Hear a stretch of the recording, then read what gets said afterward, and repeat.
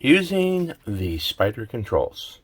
So the RV does not have almost any switches in it for turning on lights or turning on the water pump or many other functions. There's no thermostats for turning the air conditioner or the heater on or off.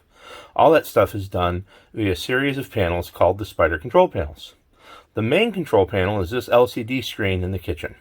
This is where you can control everything. And then there are smaller ones that I'll show you that control specific lights or fans or things like that. So touch it, comes to life. This is the main screen. What you have here is control for a few lights. You can see your water and sewer tanks and propane, battery status, whether the generator's on, what's going on with the solar panel. And then there's buttons across the bottom. This is the temperatures that are currently in the front and rear of the RV. And then there's buttons across the bottom for other things. So from the home screen, we can turn the water pump on or off. That's on, that's off. I always leave the water pump on myself.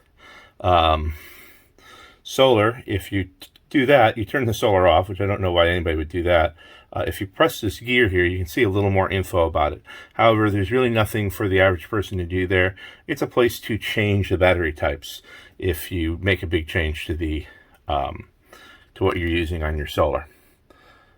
The two different batteries here you can see is the chassis battery versus the house battery. So if we go to the light function, you will see controls for almost every light in the RV. There's a few lights it doesn't control. There's some little lights over the bed that you can turn on and off manually. But this is most of the lights. All the lights that have an up and down arrow can be brightened or dimmed. By pressing it and holding it, you can set it to higher or lower. And go back. You also have a master on-off switch. So if I press off, the lights that were on turn off, the ones that were blue. If I press on and briefly, the lights that were previously on turn back on. The lights that were previously off stay off. If I press and hold the on, all lights turn on. Except for the porch light. The porch light is always controlled separately. I guess they don't want people thinking there's a party going on if you're playing with this and the lights are all flashing. So you can see there's a number of these that are dimmable. When you do the hold and on, they all come on full brightness, I believe. So that's the light control menu. This is temperature. So you have here is set it for air conditioning, heat pump. This is the front unit, furnace, or off. And these are your temperatures, and that's your fan control. So the fan can either be high, low, or auto. And I believe that only works with heat pump and AC. With the furnace, the fan, I think, is always going to be auto. I don't think you have... Yeah, that still turns on the AC fan. So I don't know how this is going to work when the furnace comes on.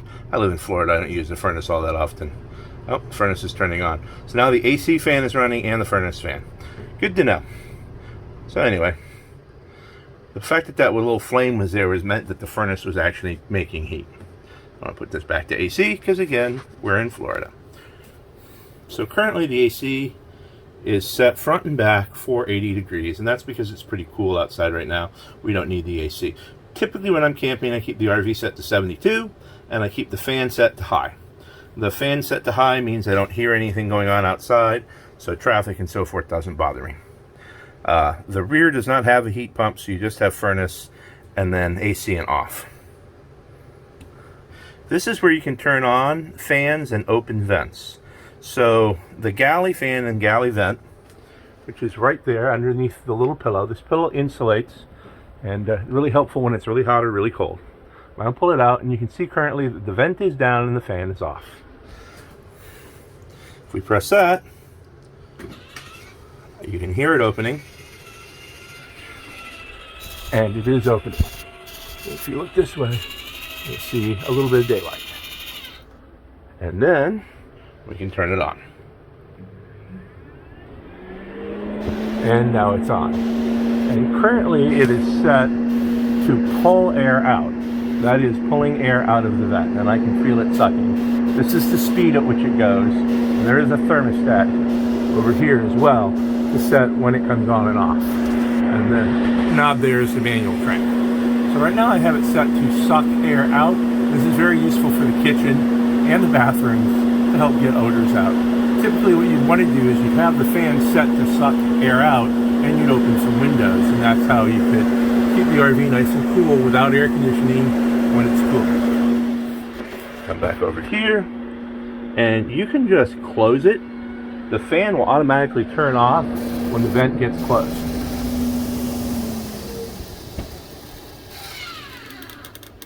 As you heard, and I'm going to put the little pillow back up. Just because I don't want to have to store it. The only other fan control is the ceiling fan. I'll show you that on a touchpad where you can use it in the bedroom. This is just a layout of the RV. There is an option here to extend and retract the main slide. Please do not ever use that. The reason the button is where it is on this RV is so that you make sure that you can see both ends of the slide as it's moving and that you have the driver's seat out of the way. This just gives you some general information. So there you have it. That's everything you need to know about the main Spyder control panel. One of the auxiliary panels back here in the bedroom. And if you see this one, this is where you put the slide room in and out for the back bedroom. But you can also turn the fan on and off. So, ceiling fan's right there. I'm going to press fan high. Ceiling fan turns on, blows nice and high. And yes, the fan will blow fine with both slides in. And then to turn it off, you just press fan high again. These buttons have a little bit of click to them. Panel lights. If you press this, the lights on all the panels go off. This is very helpful for, there's another control panel by the bed, and the light from these panels can keep people awake. So turning that off, everything still works, you just don't have anything indicating what's going on. It's very difficult for me in the middle of the night to go to the bathroom with the panels off because I can't find the light switch. But there you have it. So you can see these panels have various options depending on where they are. And you can see by holding it, I can still dim, just like I could from the main panel. That's it.